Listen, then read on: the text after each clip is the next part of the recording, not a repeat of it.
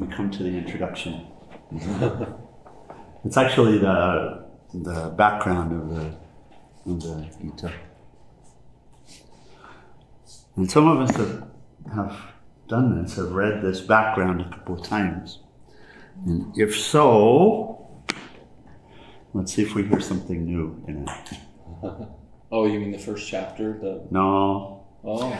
No, I'm talking about the setting of the Bhagavad Gita.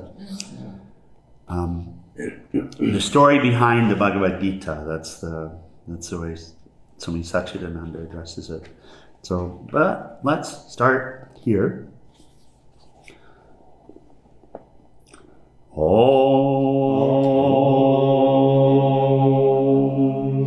O Bhagavad Gita, by which Arjuna was illumined by Lord Krishna himself, and which was composed of 18 chapters within the Mahabharata by the ancient sage Vyasa. O Divine Mother, destroyer of rebirth, who showers the nectar of oneness on us. O Bhagavad Gita, my affectionate mother, on thee I meditate. All the Upanishads are the cows, the milker is the cowherd boy, Krishna. Arjuna is the calf, people of purified intellect are the drinkers, and the milk is the supreme nectar of the Gita. My salutations to the Lord, who is the source of supreme bliss, whose grace makes the mute eloquent and the crippled cross mountains. You said you were going to print those out yesterday. Yeah, I know. I was reminded of that myself just as soon as I opened this up. So thank you for the help. Yes. No, it helps. It helps. It can't go on much longer, that's for sure. Did you do the clicker? Yeah. The camera? We did. Okay. Thank you. See, everything in this world, it has a purpose. Every little thing has a purpose. To support us in sadhana or to guide us back to sadhana. So, like that. Everything's a reminder. Everything's a support. Okay. So here's the story that Swamiji shares. We relate to the story behind the Bhagavad Gita. He says, my master, Sri Swami Shivananda Ji Maharaj, said this about the greatness of the Gita. The Gita expounds very lucidly the fundamentals of yoga yoga philosophy. It is a great source of wisdom. It is a great guide, a supreme teacher, an inexhaustible spiritual treasure.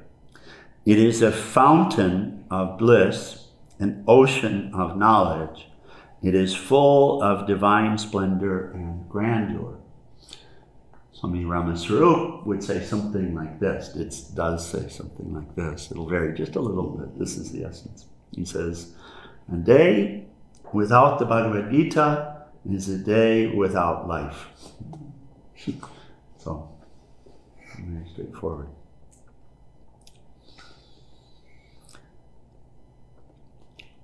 Before we go into the text of the Gita itself, it's good to know the circumstances under which this sacred scripture was given. The Gita is a dialogue between Arjuna, a great warrior king, and the supreme God, incarnated as Sri Krishna. So a dialogue between Arjuna and the supreme God. We could call it Conversations with God. Mm-hmm. One volume, not three. Okay.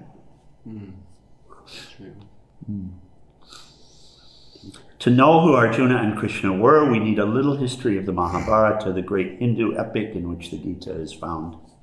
The story is this: the two brothers, the blind Dhritarashtra and the fair-skinned Pandu. The word Pandu means fair-skinned. Ruling a kingdom in ancient India, or Bharatavarsha, as it was called in those days.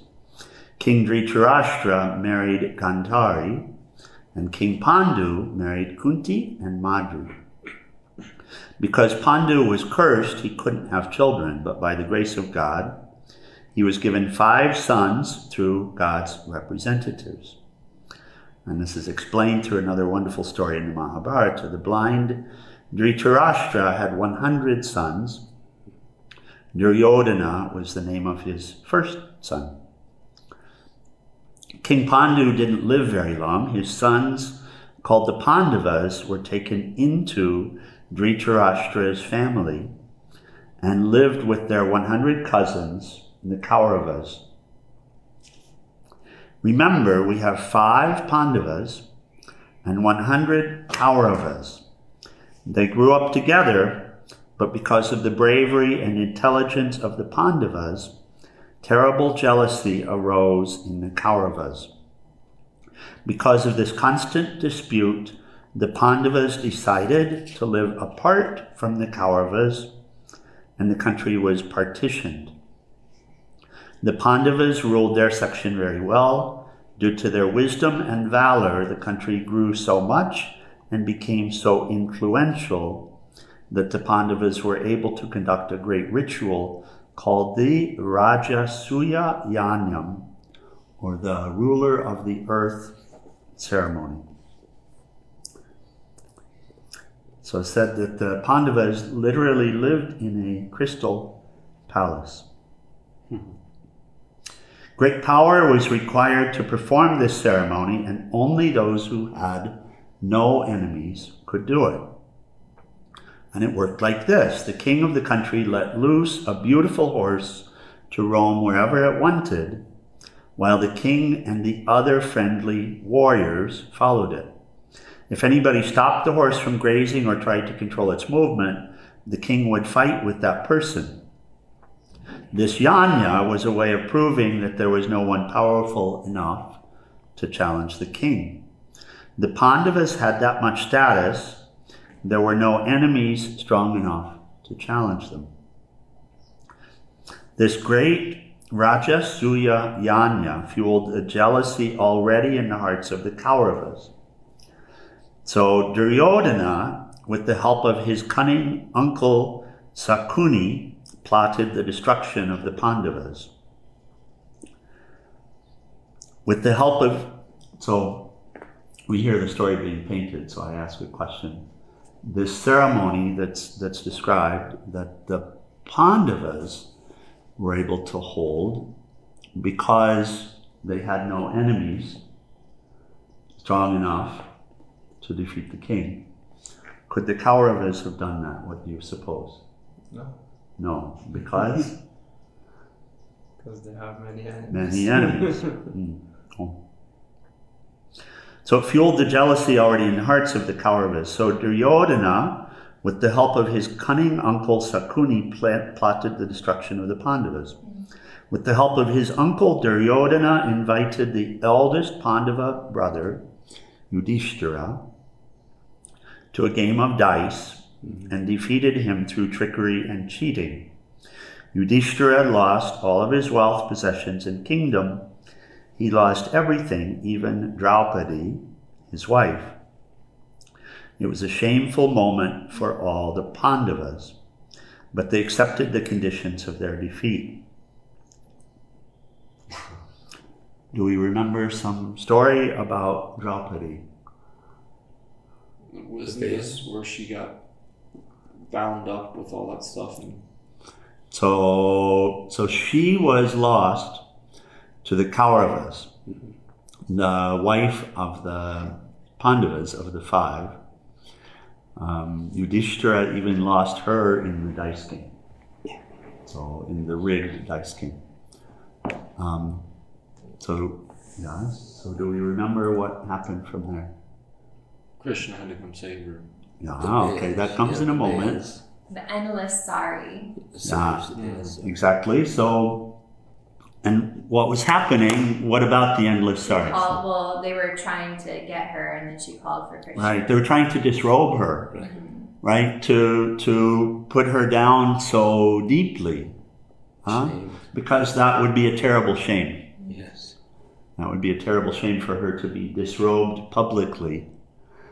One, having been lost in a dice game, for God's sake. That's pretty to the Kauravas, to these evil ones. And secondly, they're trying to disrobe her because You know, the force in the world, this evil force, we see it often as power over. When people take power over others just for the sake of power in order to prove, and that's an ego thing, of course, right? Mm-hmm. So they're wanting to show we have power over you, we have full control over you. So exactly. So if you catch that, you catch the nature of that, of the Kauravas, right? So, and then what happened? So they start pulling, and keeps Draupadi does what? She says? Calls out to Krishna. She's praying internally. Yeah, Krishna, Krishna, Krishna. Krishna, is Krishna coming or not? Oh yes. He was already there. He was already there, but he wasn't coming. Okay. And she's holding on so tight. This is a little bit of story. We haven't shared this for a while, but this is one of the stories that's shared with us. So she's holding on to it tight, and she's calling Krishna from Vrindavan. Krishna from Vrindavan. This is what she's calling. And finally, in absolute despair,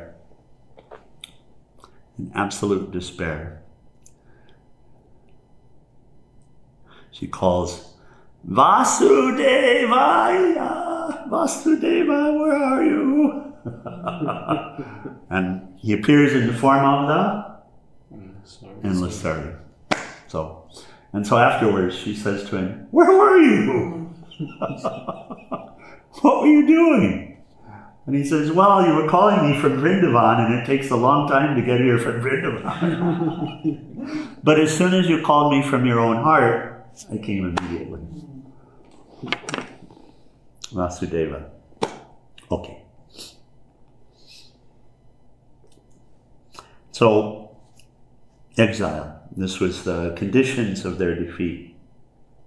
The Pandavas, including Draupadi, agreed to go into the forest and live there for 12 years, after which time they were to live incognito for another year, untraced by the Kauravas. If by any chance they were seen and recognized during the final year, and it was reported back to any of the Kauravas, how hard is this, right? They would have to return to the forest for another 12 years. Meanwhile, the Kauravas would rule all the land. If the Pandavas could fulfill the conditions, it was agreed that they would get back their share of the kingdom after those 13 years. Though they had a very hard time, the Pandavas did succeed in fulfilling all of the conditions. With God's help, which came as the result of their faith and devotion, they completed all 13 years. Then they returned and said, we fulfilled all the conditions. Please give us our kingdom back. And what was their reply? Duryodhana flatly refused. No, he said, I won't give you even as much land as can be covered by the point of a needle. And Swamiji reminds those were his exact words. And he says, what a generous heart. If you want anything, he added, you'll have to fight for it. Then the Pandava's mother, Kunti, advised her sons, don't be fools, you should wage war against them. You have a just claim. And of course, Sri Krishna also inspired them in a way by saying, you are virtuous people and the law of righteousness is on your side. You have a duty to do it. The Kauravas aren't fit to rule the country. You're the righteous ones. Does this sound correct? Sounds like a pure intellect coming into the mind. Oh. You must save all the people from these villains, even by fighting if necessary. So what is that?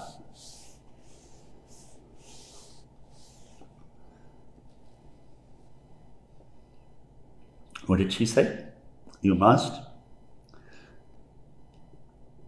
What? Fight.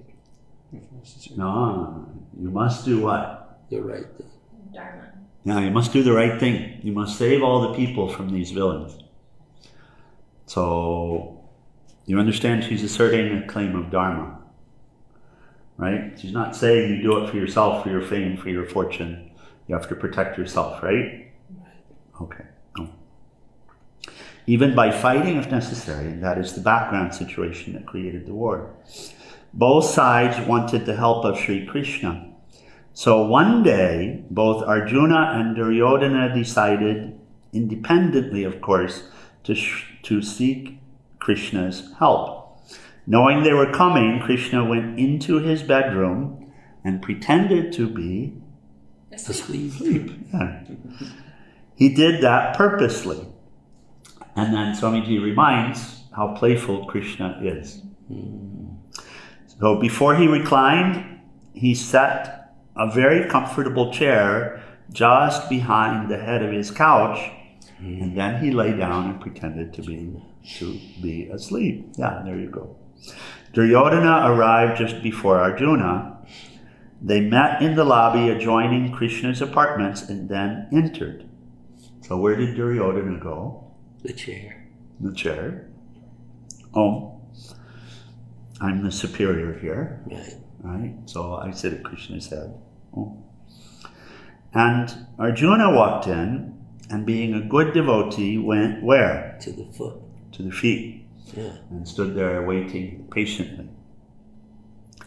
And then Swamiji says that's an old Indian custom. No younger brother will sit before an older one, let alone before his father, mother, uncle, or other older relatives. Even if he's only a year younger, he won't sit in front of his brother unless invited to do so. And it's not out of fear, it's a way to show respect. Even today, this is still done in some places. You never lose anything by showing your respect. Now you will see what Arjuna gained through his respect. And so he stood there patiently. What happened? The choice comes. He was the first to see him. So Krishna opens his eyes, and where do the eyes go first? If you're lying on your back, and you open your eyes and start to lift your head, what do you see first? Feet. Your feet. You don't see what's at your head, you see what's at your feet first. So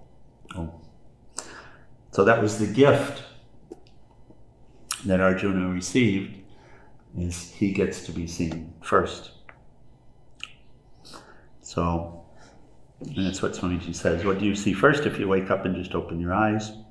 Hello, Arjuna, Sri Krishna said. When did you come?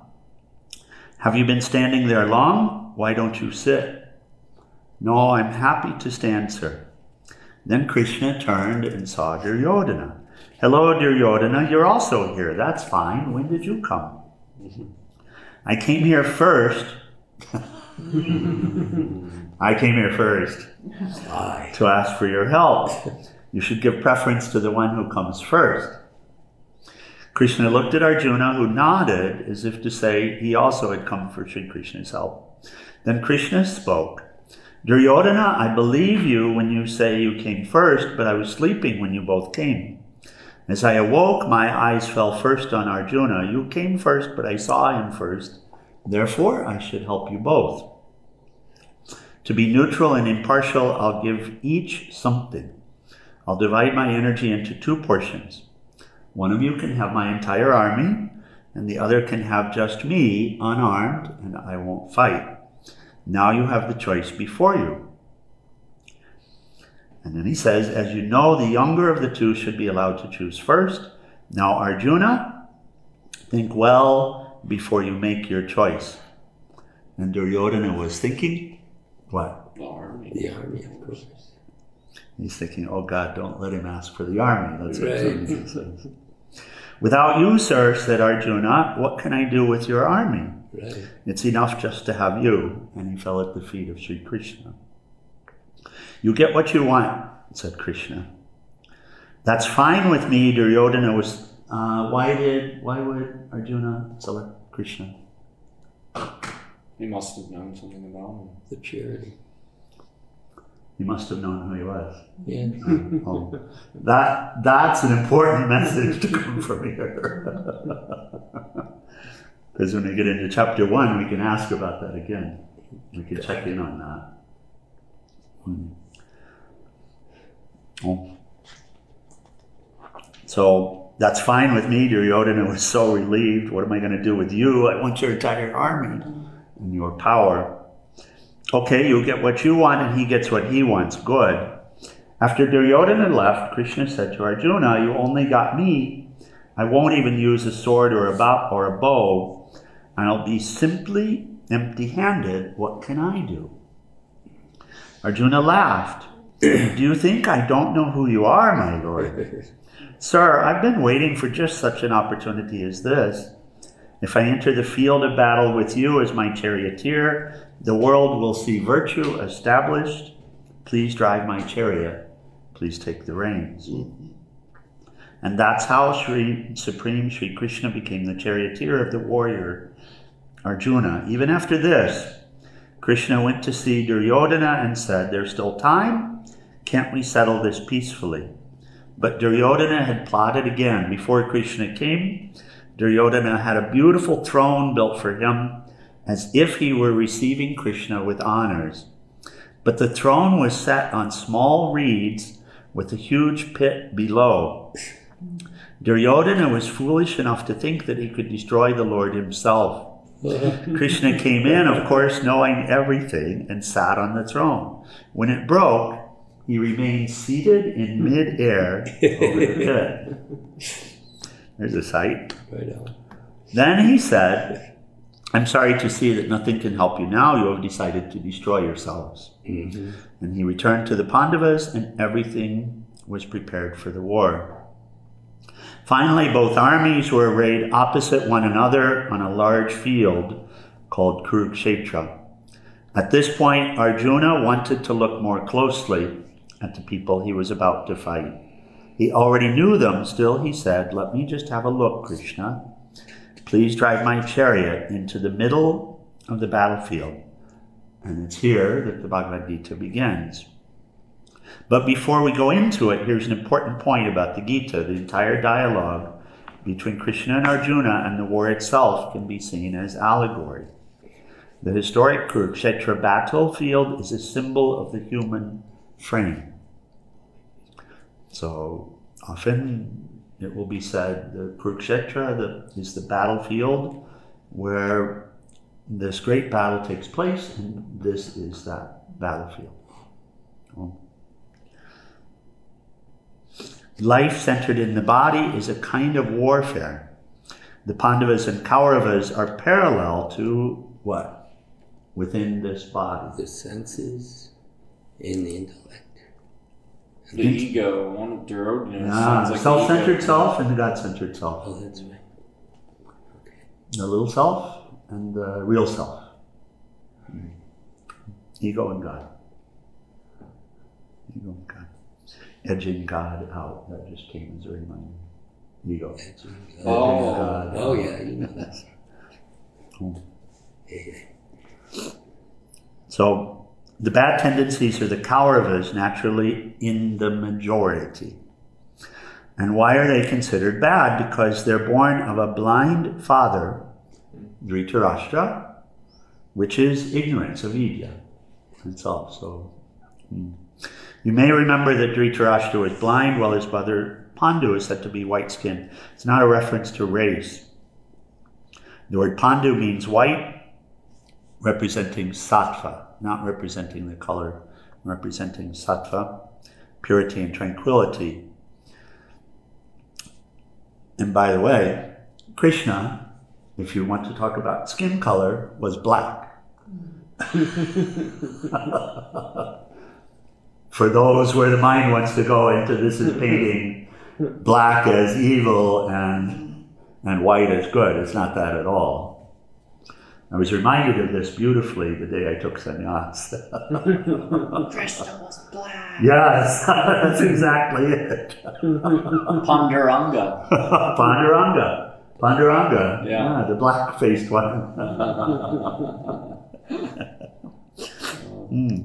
So the word Pandu represents sattva, purity. The 5 sons of Pandu are the products of sattva, tranquility. And the 100 are the products of the ego. Yes? So, constant struggle between good and bad, but both must get their energy from who?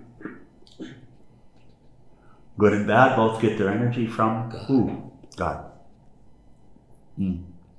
Without the Atman or self, even the bad qualities couldn't do anything. Sri Krishna represents the Atman. The good qualities always seek the guidance of the inner consciousness, the Atman or Krishna, whereas other tendencies seek the help of the senses and the physical forces, or Krishna's army. So this Kurukshetra battle didn't happen just once, some thousands of years ago. It's constantly happening. It's within each of us. If the good tendencies will allow their conscience to guide them, they can have the grace and friendship of God, and they can win the battle of life. If on yet another level, the war chariot is the body, the 5 beautiful horses are the 5 senses, and the reins that control the horses are the buddhi, or intellect. If that intellect, the discriminative faculty, is in the hands of the conscience, which is God and you, then your chariot runs well.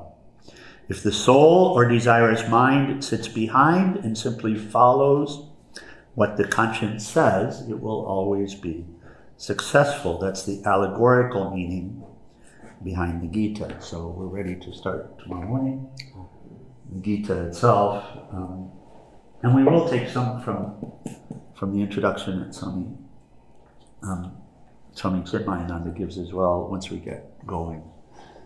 Some of us read that, by the way, again recently. So if we didn't, it's a good opportunity still to do so. We have 4 or 5 copies of Holy Gita. Okay, and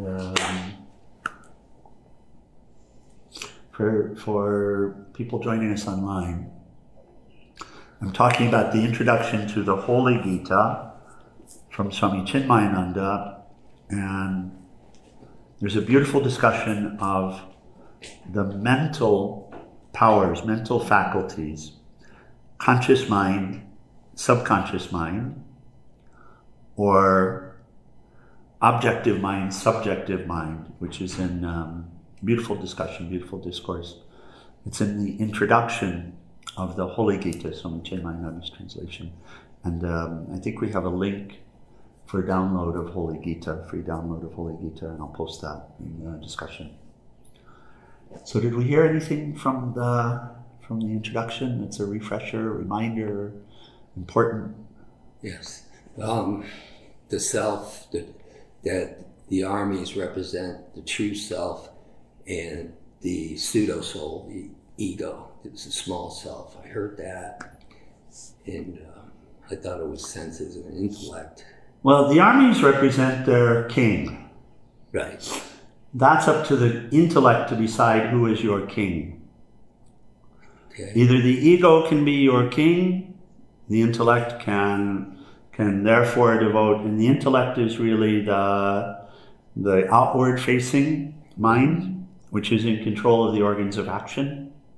So you choose to get up out of bed, you choose to walk, you choose to sit, you choose to, all of the actions you choose to speak or not to speak. Yes. But as long as the intellect remains the slave of the ego king, then you're choosing to do its bidding. Unrighteous. And that's unrighteousness. Yes. That's unrighteousness, adharma. But when the intellect chooses as its king the conscience, God, Krishna, however we say, then you choose to bring the armies, the senses, etc., the horses, the reins, you choose to bring all of those to the discretion of the Lord. So that's the choice. That's the basic choice. That's the basic choice. The armies will follow the intellect, but in fact, the power, the prana, from which the armies draw their life, is actually coming from the one God, the one absolute, the Atman, in your soul. So power for good or bad comes from one source. Yes. Only. And that source allows us to make our choices. Free will. And that's the choice made by intellect. But no mistake, that one source is still the power underlying. That's the truth of the matter, the truth of the situation. Oh. Can you remind me, how is it that I'm not the intellect if I'm the one choosing? It seems like you're the intellect. It seems like you're the intellect. And you can only know it for sure, for absolute certain, that you're not the intellect when the intellect is firm in its choice of the source, of the one. Only then can it be known. So in the meantime, you have the examples of those whose intellect became firm in the one, who helped to point to and remind us, of course you're not the intellect. The intellect is the great power given you by your own self in order to discover yourself. It is also, just as the senses are controlled by the mind, or not, and just as the power with which the organs of action function, the prana, is universal. It's not divided, it's not separate, it's universal. So both the mental function and the prana, the life force, come from only one source. They're universal. Whether you choose to do good or you choose to do bad, still those powers, that power of choice, also universal. Everything's pointing to one universal, including your own existence.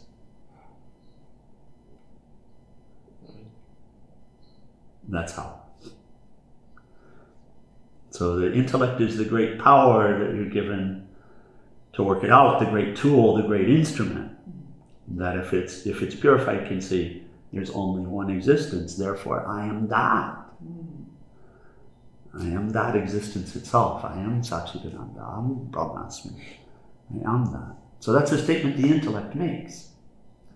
A realization of the ever-present truth. Right, awareness doesn't say Aham Brahmasmi. Right, awareness doesn't say anything. But from awareness comes the power of speech. So from awareness comes the power of speech. And within the power of speech, and within this mind stuff, anything can be said.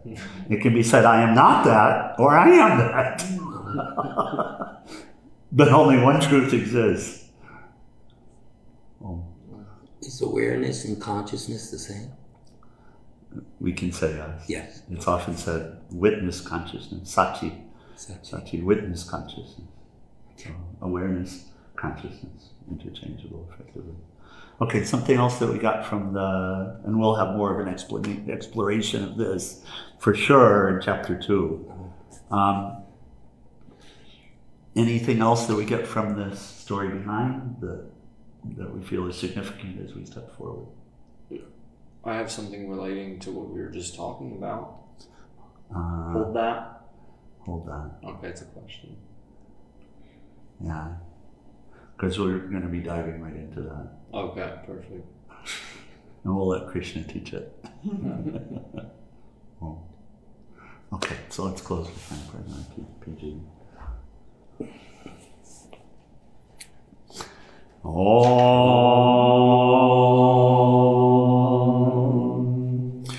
Om Trayambakam Yajamahe Sugandhim Pushtivardhanam Orvarukhameva Bandhanan Mrityor Mukshiyamamritat Om Trayambakam Yajamahe Sugandhim Pushtivardhanam Orvai Rukameva Bandhanan Mrityor Mokshiyamamritata Om Trayambakam Yajamahe Sugandim Pushtivardhanam Orvai Rukameva Bandhanan Mrityor Mokshiyamamritata Om Shanti Shanti Shanti.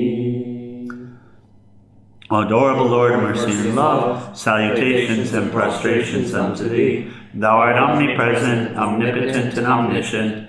Thou art Satchidananda. Thou art existence, knowledge, and bliss absolute. Thou art the indweller of all beings. Grant us an understanding heart, equal vision, balanced mind, faith, devotion, and wisdom. Grant us inner spiritual strength to resist temptation and to control the mind. Free us from egoism, lust, anger, greed, hatred, and jealousy. Fill our hearts with divine virtues. Let us behold thee in all these names and forms. Let us serve thee in all these names and forms. Let us ever remember thee. Let us ever sing thy glories. Let thy name be ever on our lips. Let us abide in thee forever and ever. Amlo Sakguru Shivananda Maharaj Ki. Jai. Amlo Sakguru Saraswati Mani Ki. Jai. That's right. Short.